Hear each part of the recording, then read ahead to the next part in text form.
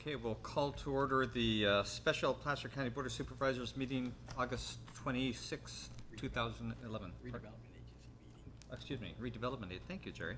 Redevelopment Agency Board meeting. And we'll start with a flag salute if you'll join me.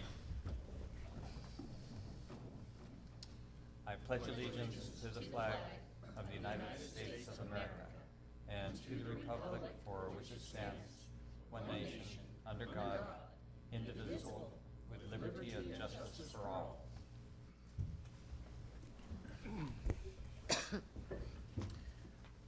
Ann, would you read our statement of procedures, please? Welcome to the Placer County Board of Supervisors meeting of Friday, Redevelopment Agency Board special meeting, Friday, August 26, 2011.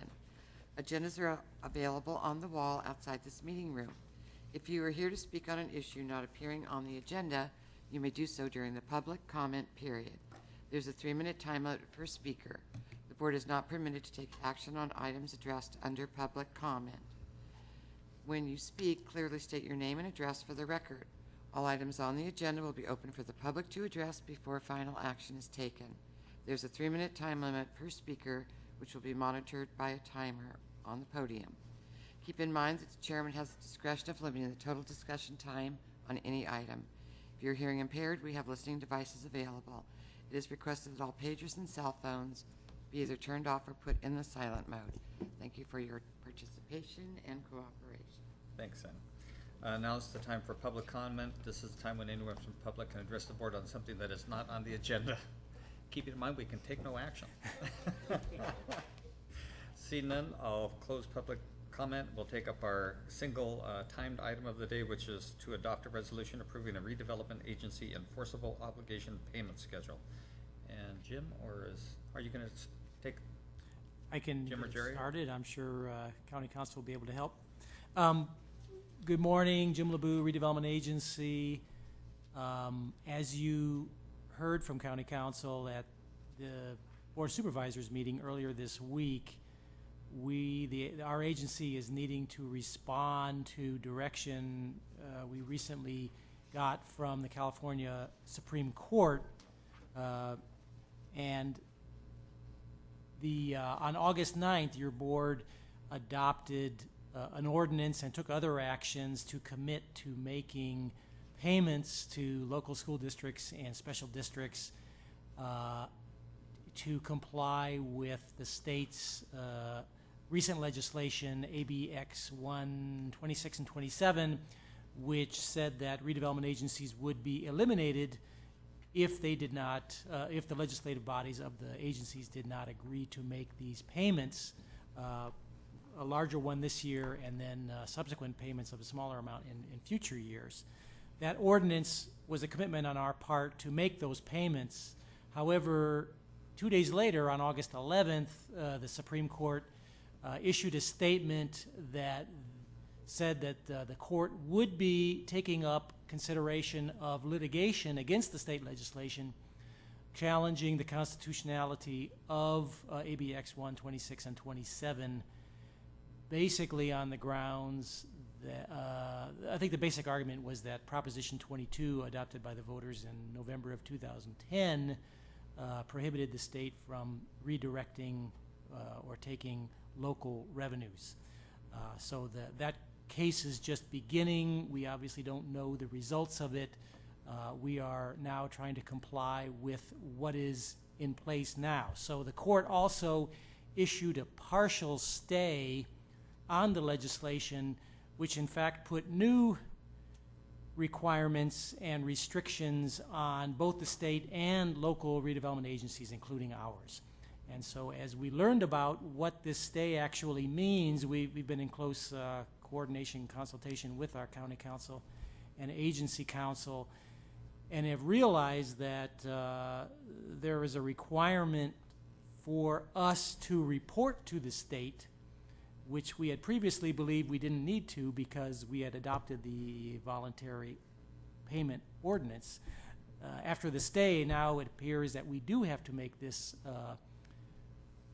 communication to the state and give to the state our schedule of enforceable obligations. which is all of the contracts and obligations, financial and operational, that we have in place now that need to be honored and have financial implications for us and for whatever the settlement of this legislation dispute is in the future.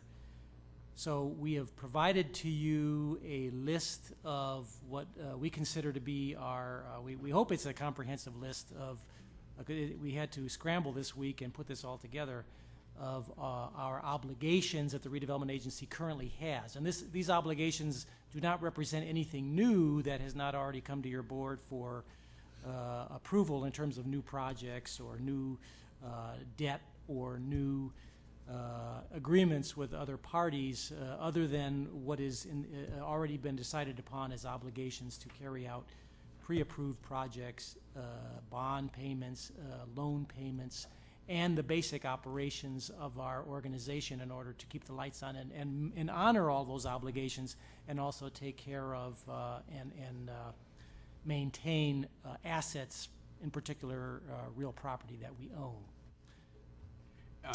The effect of the Supreme Court action was to stay the action that your board took on August 9th to continue on with the redevelopment agency based on your promise to make the voluntary payments to the state. Now, the Supreme Court stayed that part of the legislation, but they didn't stay that part of the legislation that required agencies to preserve assets while the case was proceeding. And those provisions required agencies to adopt an enforceable schedule of obligations. And in the event that the agency did not do that in 60 days, the legislation states that the agency can't do anything but pay debt service. So this will allow the agency to continue on in the same situation it was in before your board adopted the continuation ordinance on August 9th. They'll be able to continue to pay existing obligations, including those obligations that your board approved of on August 9th, just after the voluntary payment ordinance was adopted. Just so I'm sorry. Oh, I'm sorry. In a nutshell, does this put us exactly where we thought we were when we had undertook our last action, but before the Supreme Court decision? No, it doesn't put us where we were before, because this Supreme Court action stayed our decision to voluntarily continue on with the redevelopment agency. On August 9th, we adopted those. The board approved those new obligations because under the authority of the continuation ordinance, we were allowed to operate as we did before the legislation was passed.